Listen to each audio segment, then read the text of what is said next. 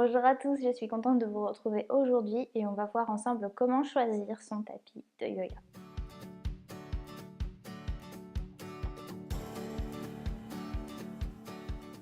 Alors il y a énormément de marques de tapis de yoga et plutôt que vous parler des marques, je vais vous parler des types de matière, de l'épaisseur et plutôt donc des critères que vous devez prendre en compte lorsque vous choisissez votre tapis de yoga.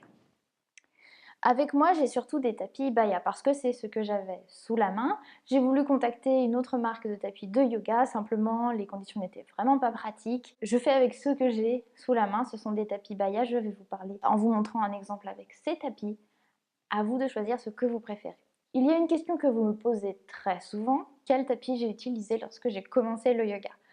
Alors j'ai acheté un tapis chez Decathlon, c'était un tapis spécial yoga et je l'ai toujours. Il est toujours en bon état, il est solide et je le trouvais assez antidérapant.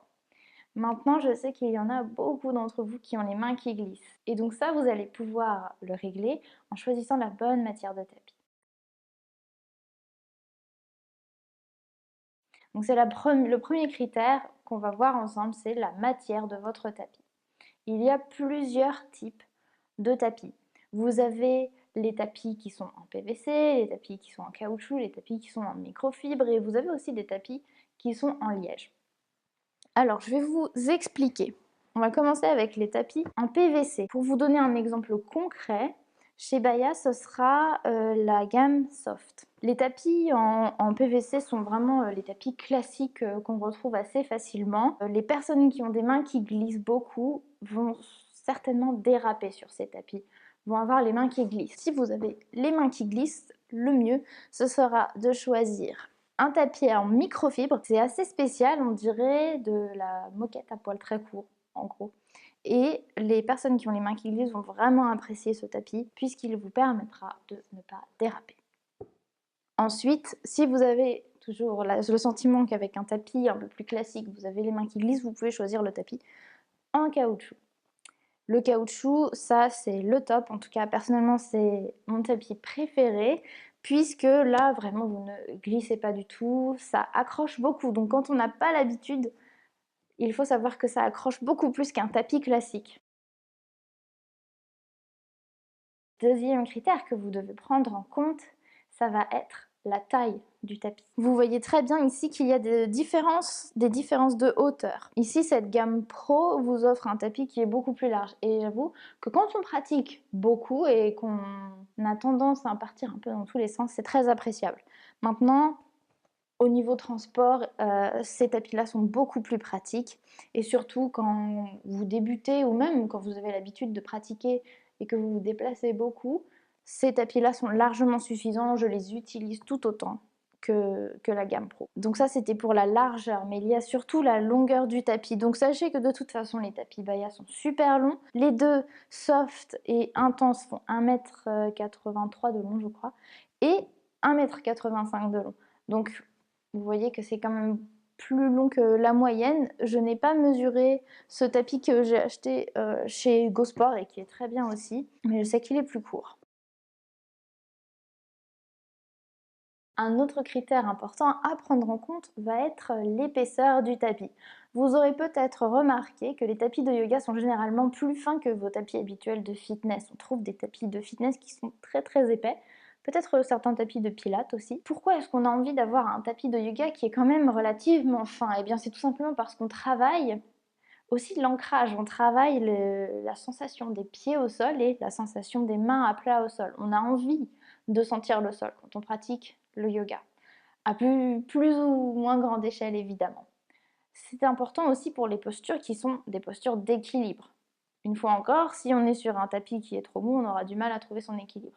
Et surtout, avec un tapis qui est trop épais, vous allez voir que vous avez tendance à avoir les poignets qui s'avachissent un petit peu et qui sont en dessous en fait des doigts.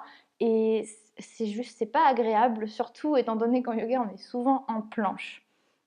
Après, vous avez quand même bien sûr un moyen d'adapter un peu l'épaisseur. Par exemple, vous avez ce tapis, ou même ce tapis, vous voyez qu'il y a en fait deux couches.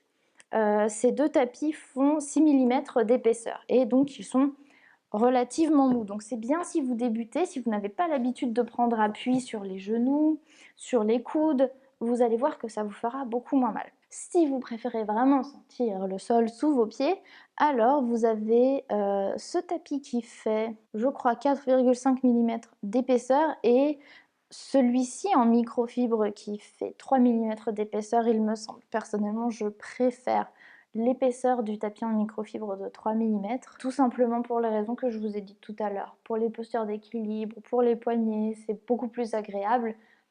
Après, bien sûr, avoir pris l'habitude. Au début, quand j'ai commencé le yoga, j'avais besoin d'un tapis beaucoup plus mou le temps que tout mon corps s'habitue à prendre des appuis un peu différents. Donc on a vu la matière, on a vu la longueur et la largeur, on a vu l'épaisseur et maintenant il suffit de voir la praticité. Est-ce que vous allez pratiquer en studio ou est-ce que vous pratiquez chez vous? Si vous pratiquez chez vous et que vous avez envie de vraiment vous faire plaisir, foncez pour un tapis d'une gamme vraiment professionnelle parce que c'est très agréable de pratiquer avec. Je ne suis pas vendeuse de tapis, je vous le promets, mais celui-ci est génial. Au niveau de la praticité, c'est vrai que celui-ci est très lourd. Le plus léger, c'est celui-ci en PVC. Alors, je ne connais pas le poids des tapis en liège. Après, bien sûr, si vous avez envie d'agir dans un souci un peu plus écologique, si c'est un sujet qui vous tient à cœur, il est vrai que les tapis en liège sont peut-être un peu plus éco-friendly. Encore faut-il savoir comment le liège a été récolté. Donc celui-ci est plus léger et vous avez bien sûr, si c'est parce que vous pratiquez en studio et que vous n'aimez pas trop l'idée d'avoir les tapis qui sont pas bons des studios, vous pouvez tout à fait investir dans une grande serviette de yoga que vous pouvez poser par-dessus. Alors là, ça vous évitera de déraper, ce sera votre transpiration dessus et ça sera beaucoup plus agréable. Sinon, vous avez aussi des tapis spécialement pour le voyage parce que vous voyez, ces tapis prennent quand même pas mal de place. Dans une valise, il faut pouvoir les mettre. Donc, vous avez des tapis qui se plient complètement comme un drap pour prendre beaucoup moins de place. J'espère que cette vidéo vous aura aidé. Ça fait beaucoup d'éléments à prendre en compte, j'en ai conscience. Donc on va récapituler. Il y a la matière PVC microfibre. Il y a la longueur et la largeur, plus ou moins long, pour être confortable. Il y a aussi l'épaisseur pour le confort. Et enfin, la praticité. Est-ce que vous devez transporter votre tapis ou est-ce que vous le laissez tranquille chez vous? Je vous dis à très bientôt. Je vous donne rendez-vous sur YogiLab si vous achetez votre tapis pour le tester.